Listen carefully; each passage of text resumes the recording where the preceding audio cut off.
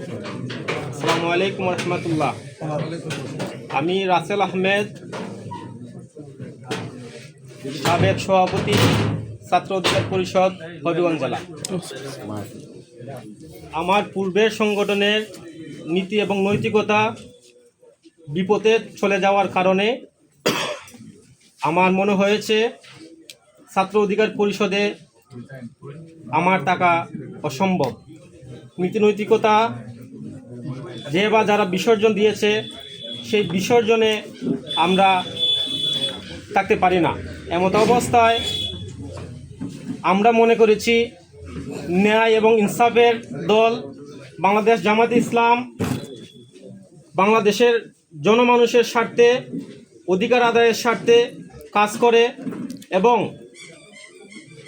ইনসাফের প্রতীক, ন্যায়ের প্রতীক দাঁড়িপাল্লা।